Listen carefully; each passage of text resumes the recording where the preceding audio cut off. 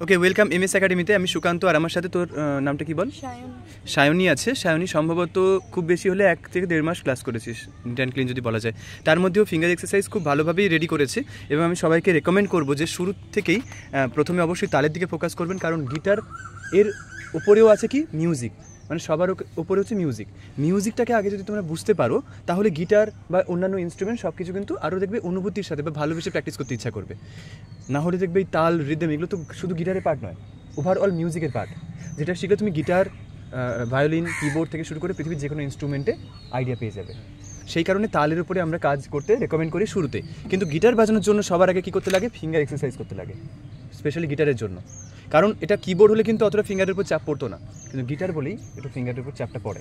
যাই হোক, finger exercise ও খুব সুন্দর টেকনিকে প্র্যাকটিস করেছে। ফিঙ্গার এক্সারসাইজ নিয়ে আমি অলরেডি আগে ভিডিও করেছি, তোমরা দেখতে পারো। তুই একটু বাজাতো, যেটা তুই শিখেছিস।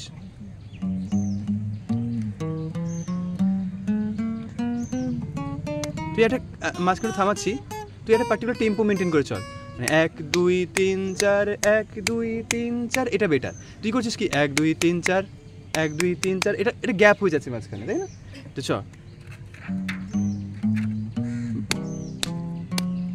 বাহ, একটু গ্যাপ হয়ে গেল, হ্যাঁ, ভেরি গুড, পারফেক্ট। এতে তালের প্র্যাকটিসটাও কিন্তু বাই ডিফল্ট হয়ে যাচ্ছে। তোর একটা জায়গাতে ভুল হচ্ছে, এইখানে তুই বাজাচ্ছিস, চেষ্টা কর এই জায়গায় বাজানোর, কেমন? এতে কী হবে, আওয়াজটা নাহলে একটু মেটালিক টাইপের হয়ে যাচ্ছে। তোর একটু কিন্তু কথা কম বলবি, ওই ভিডিও হচ্ছে। হ্যাঁ, চলো।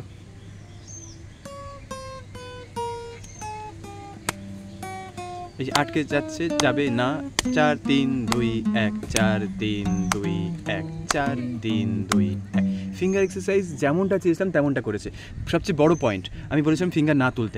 আরেকবার ফরওয়ার্ডটা দেখা, 1 2 3 4, খেয়াল করো 1 2 3 4 4টে আঙুল কিন্তু বসে আছে, কিন্তু অনেকে কী করে তাড়াহুড়ো করে এগুলো তুলে দেয়। এতে কী হয়, যদি তুমি ফিঙ্গার না তুলে বসিয়ে প্র্যাকটিস করো না, ফিঙ্গারের থেকে স্ট্রেংথ তৈরি হয়, তোমাদের হাতের রিস্ট বা উপর থেকে প্রেশার দেওয়ার ব্যাপারটা থাকে না।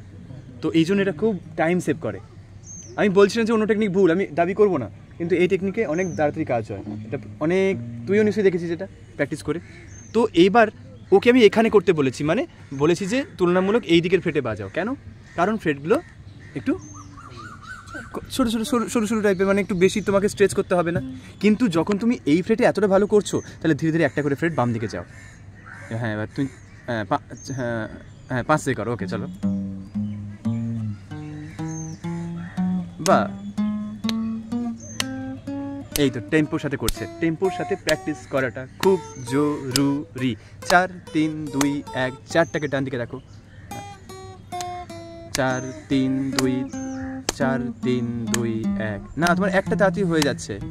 4 3 2 1 4 3 2 1 4, চলো 3 2 1 4 3 2 1 4 3 2 1। অনেকটা ভালো হয়েছে। এবার একটা আসলে ওর কাছে ইজি বলে তাড়াতাড়ি করে ফিঙ্গার চলে যাচ্ছে, বুঝতে পেরেছো?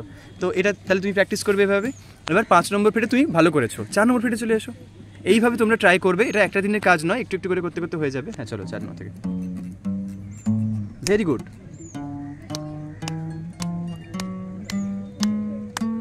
1 2 3 4 1 2 3 4 1 2 3 4 4 3 2 1 4 3 2 1 4 4 3 2 1 4 3 2 1 4 3 2 1 4 3 2 1। এইভাবে তোমার টার্গেট থাকবে নেক্সট ক্লাসে 1 নম্বর ফ্রেট থেকে এইভাবে বাজানো। আর একটা খুব গুরুত্বপূর্ণ পয়েন্ট যেটা মেনটেন করেছে, ডাউন আপ ডাউন আপ, মানে অল্টারনেট পিকিং করেছে। এটা কিন্তু খুব জরুরি, যেটা ওই বাচ্চাটা শোনে না। আমি এতবার করে বলেছি, শোনে না। হ্যাঁ ঠিক আছে, ঠিকই হয়েছে, এরকম দরকার ছিল তোর। তো তুই খুব ভালো করছিস, আমার খুব প্রিয় স্টুডেন্টদের মধ্যে তোর নামও কিন্তু এন্ট্রি হয়ে যাচ্ছে, তুই চলে আসছিস। এখন বিষয়টা হচ্ছে এরকমভাবে প্র্যাকটিস করতে হবে। আমার অনেক ভালো টেম্পো চাই না, কম টেম্পো থাকুক কিন্তু স্মুথ থাকুক, ঠিক আছে? তাহলে টার্গেটটা বুঝতে পারলি। এবার খুব গুরুত্বপূর্ণ একটা কথা তোমাদের জানি নাকি, গিটার কিন্তু বেশি হেলাবে না, যেটা তুমি করোনি। অনেকে না গিটারটা নিজের সুবিধার জন্য ঘুরিয়ে নেয়, প্রথম থেকে বলে রাখলাম, মাথা রাখবে। আর হচ্ছে রাইট হ্যান্ড যেন শক্ত না হয়ে যায়, রাইট হ্যান্ড একদম কুল, রিল্যাক্স রিল্যাক্স। ড্যাং ড্যাং ড্যাং ড্যাং, নোট বাজানোর সময় লিমিটেডভাবে এরকম মুভ করবে, আর স্টামিং করার সময় একটু বড় করে মুভ করবে, এই তো পার্থক্য। ঠিক আছে, তোমাদের একটা কথা বলি, ডিমোটিভেট করার জন্য মানুষের অভাব নেই। রিসেন্টলি একটা ভিডিওতে আমার আরেকজন স্টুডেন্ট সায়ন্তিকা সম্ভবত, তার ভিডিওতে একজনের কমেন্ট এসেছিলো যেখানে নেগেটিভভাবে উনি বলেছেন যে এভাবে কি এত তাড়াতাড়ি কিছু হবে নাকি, কিছুই হবে না। আরে আমরা যদি ভাবি যে আমরা করে দেখাবো তাহলে আমাদের টাইম অনেকটা কম্প্রেসড হয়ে যায়, তাড়াতাড়ি হয়ে যায়। কিন্তু যদি আমরা ডিমোটিভেট করে বলি যে কী রে যেটা 10 বছর লাগে সেটাকে কী করে করবি এত তাড়াতাড়ি, তাহলে এমনিতেই ডিমোটিভেট হয়ে যাবে। তাই প্লিজ আপনারা কাউকে মোটিভেট করতে পারুন বা না পারুন, ডিমোটিভেট করবেন না কাউকে, রিকোয়েস্ট করবো। খুব ভালো হয়েছে, 1 থেকে 1.5 মাসের জার্নিতে আমি তো প্রচণ্ড আনন্দিত। এভাবেই ট্রাই করে যাও তুমি।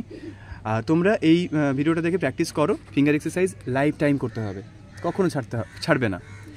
অন্য ভিডিওগুলোতে আমি চেষ্টা করবো আরও কিছু ফিঙ্গার এক্সারসাইজ মানে এর থেকে চেঞ্জ করে অন্যরকমভাবে ফিঙ্গার এক্সারসাইজগুলো দেখানো, বাট এটা খুব বেসিক এবং মানে তুমি যখন কোনো হাতে টাইম নেই এটা প্র্যাকটিস করে চলে যেতে পারো। ঠিক আছে, থ্যাংক ইউ, চলো টাটা।